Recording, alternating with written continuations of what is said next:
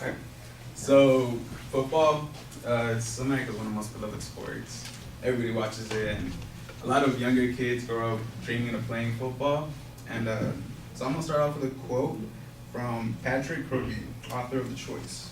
It goes, "Football is fun, and football means eating dirt. That's the trade-off. Always has been. The game is inherently dangerous, rooted in violence and physical domination. Hitting, tackling, knocking your opponent on their ass before they can do the same to you. Football breaks bones, shreds ligaments, ruptures internal organs, and occasionally it kills."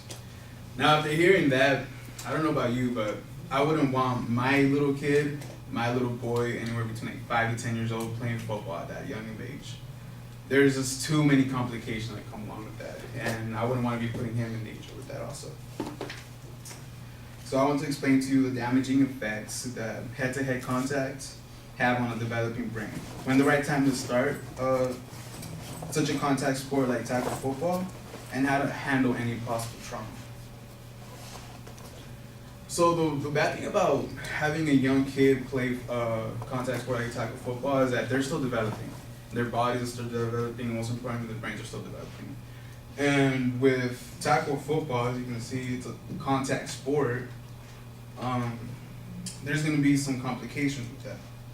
The younger brains are still developing, so they're more susceptible to recurring injuries. Their brains, if any contact, head-to-head contact, they're most likely to get concussions. Ages 10 to 12, that's a very important developmental period with the brain. And the earlier they start playing, the more chances likely that they will have more and more concussions as the time goes on. One of the reasons for that is what we call the bobblehead effect. And I'm sure you guys all know bobbleheads. They have like the little bodies and a big head, and you go. That's very similar to when you compare that to a body to a little kid. Their bodies are small and fragile. They're usually weak, and their heads, they're not big, but they're more grown. And so their necks aren't strong enough to support when they get hit very hard. So then that's in turn is gonna cause the bobbling effect. And since their neck isn't as strong to be handling all that also, they're very susceptible to neck injuries and back injuries, which in the long term can be bad also. Not to mention the brain. So if you see over here, that's before the impact. Once they hit it, after they hit it, and the reoccurring, you can't really see, but let me turn off the lights for you guys.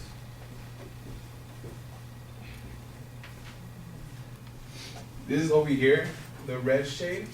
That's after the brain is bruised up, and that's gonna cause a concussion.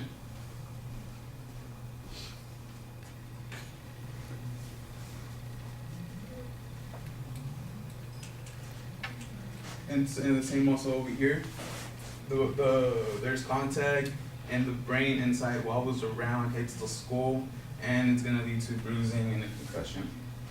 So I don't know if you guys have seen the show Friday Night Tykes. Have you guys heard of that? Heard of it. You guys have heard of it? It's basically a show where the families, it's a football team, and their lives revolve around football. And Friday Night Tykes, the football players are little kids, like 6 to 8, 10 years old. Basically, they're introduced to what we call the football culture. The football culture, basically, they put them through hard, full contact drills, full practices. They yell at them. They tell them they can do harder, more reps, blah, blah, blah, all this stuff. The coaches, they reward players for the big hits. The big hits are usually the head-to-head contacts, and the other player just falls down. Those are very dangerous because a head-to-head hit will result in a concussion. And the coaches praise that. They put them through hell with the practices. Their logic is after all that, they're gonna come out stronger, they're gonna come out as better football players, but they're little kids. At that point, they just wanna play and have fun. Dr. Kentu, the clinical professor of the Department of Neurosurgery, and the NFL, he's a senior advisor to the NFL Head, Neck, and Spine Committee. He told Radar Online, there should be no full body checking and no tackle football for children before they're 14. And he also goes on to rip the show for legalizing brain trauma. So concussions in football, USA football study of almost 2,000 youth football players reported a concussion rate of 14%. However, research suggests that concussions go unnoticed and they're not reported, which is true. I know of a lot of players when I used to play football, they would never report it because they wanted to play. That goes back in terms of the football culture I was talking about. They'd much rather help the team win than look out for themselves and stay healthy.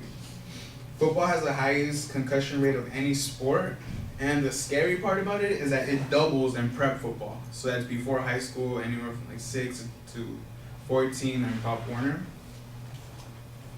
The Center of Disease Control and Prevention states sports concussions as an epidemic. They said that they had 122,000 children ages 10 to 19 go into hospitals for concussion-related symptoms. The top cause of that was football. So the aftermath blows to the brain. In the NFL, there have been studies with players that have started playing football before the age of 12. When they've done cognitive assessment tests, they have turned out to be very low in the test compared to other players that have started playing football like beginning of high school or later. The earlier they started playing football, the more their brain has been damaged throughout their lives. Professional football players who started playing before 12 experience more dramatic cognitive decline in their lifetime. One example of this is Chris Borland. He's a rookie linebacker for the San Francisco Giants. Just recently he retired for his own precautionary reasons. He went on to say, "I just honestly want to do what's best for my health," he told Outside the Lines. "From what I've researched and experienced, I don't think it's worth the risk. I feel largely the same, as sharp as I've ever been. For me, it's wanting to be proactive. I'm concerned that if you wait until you have symptoms, it's too late. There are a lot of unknowns. I can't claim that X will happen. I just want to live a long, healthy life, and I don't want to have any neurological disease or die younger than I would otherwise." So symptoms include headache, loss of memory, nausea, blurry vision, confusion. If you see any of these, do not return a play, get it checked out. And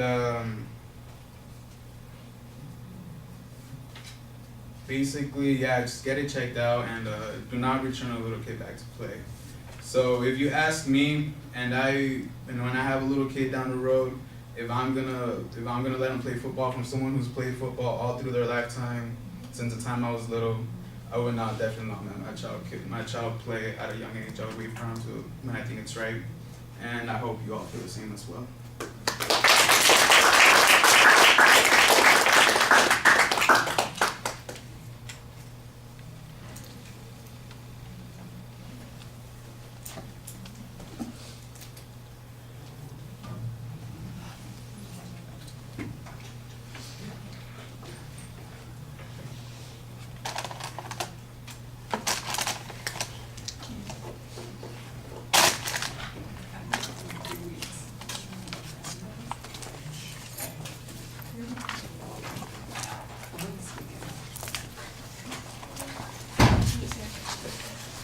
All right, Leandra, what did you think?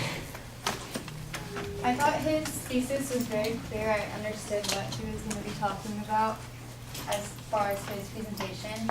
However, when he was going from topic to topic, it was a little confusing as to when he was going to transition.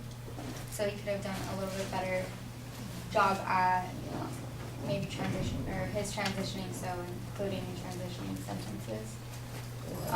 You cited your citation or your resources very well. You introduced them, you spoke about it, and then you talked about how you felt about it. Your visuals were really good, except the last one you didn't get to. You didn't talk about your last picture, and that's the one that we saw last. I can tell you actually knew a lot about your topic since you mentioned that you had played before, so it was pretty it was good that you knew what you were talking about. And the whole time I was thinking to myself that, oh, maybe he should explain what a concussion is exactly. And then I was so glad that you actually got to that. So that was good that you explained what a concussion actually was. You kind of looked down a little bit, but not for the most part, because as I said, you knew what you were talking about. But maybe just, I know we're not talking about delivery, but maybe a little bit more passion, because I know you would be passionate about it, just a little bit more feeling as opposed to just stating facts. All right. People have been listening, they're paying attention. I appreciate that. That was pretty solid. Most of the things that you said I would agree with. I do think that you have a tendency to look down a little bit when you're delivering the speech, and you're better toward the end when you're looking at us and actually interacting with us. I think that that affects your presentation a bit. At the beginning especially, you have this tendency, you're kind of looking down and reading your notes and talking in front of us. And even though your voice does a nice job creating some variety in the presentation, I think you need to add a little bit to that. Like I said, the delivery thing's a minor component in the process. The opening seemed fine. I knew what your topic was going to be. I thought you had a clear purpose statement. There was also a very good preview of the speech. But I'm going to agree with Leandra. When you got into the body of the speech, I didn't think that it was very well signposted and that the transitions were very clear. And so the material does start to run together. And part of that is because you get started using the visual materials, and then you get kind of involved in going from one visual to the next, and they sort of merge together a little bit. And even though there are a couple of places where I think there are some distinct points, because you're talking about it all in one kind of sequence there, it doesn't really feel very distinct. It's not that it was hard to follow, it's just that sometimes it feels a little bit cluttered, okay, so what is the point of all of this?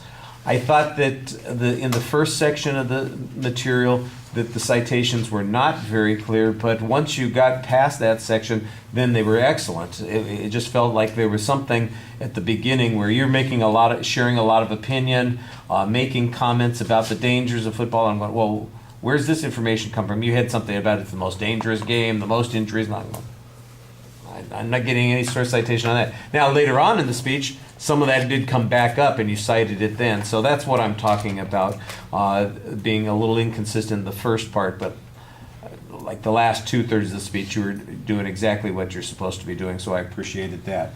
The visuals were fine. I appreciated the fact that you turned off the lights at one point so we could see the kind of reddish area that's hard to see with the lights on. We could see everything else, but you wanted to emphasize that particular point. Turn the lights off, you walked over, did that, and then turn it back on so we're not in the dark the whole time. That just seemed like it was a conscientious move on your part, and it's one of those things that suggests that you are engaged in thinking about speaking to the audience, even though sometimes you're not looking at us. That you are considering us in the process, and I like that. The visuals were fine. I did think I needed a little bit more explanation about why the kids are more vulnerable. The bobblehead thing is the one thing that kind of explains it, but it's just I'm relying on this metaphor to be able to get that, and I'm wondering if there's something in the visual, for instance, that you're showing us. I don't know, are their brains smaller inside of the skull, or the skull's thinner, or is it because, like you said, the size of the head, they move more, something along those lines, especially if this is a medical theory or it's an explanation as to why kids run into those particular risks. I think that you could develop that a little bit more. I've not heard of Friday Night Tykes, but it sounds to me like those kids' coaches are setting themselves up for a lawsuit, because everybody says that you can't do head-to-head contact. They teach you that. They tell you it's dangerous. If everybody knows that that's dangerous, that's the thing that produces those harm, and they're teaching those kids to do that thing, that would be like my, teaching you the best way to give an effective speech is to pull out a gun, point it at everybody, and tell them to applaud loudly at the end of the speech. It might work, it might get the reaction that you want, but sooner or later you're going to shoot somebody, and you're going to say, I just did what Richard told me, and I'm going to end up in court someplace. That seems like it's a really dangerous move on their part, and I don't know.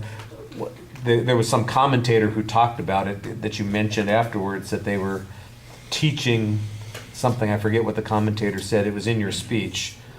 You know, it's like they're teaching something, you know, that's legalized death or something. I mean, it's a pretty dramatic statement.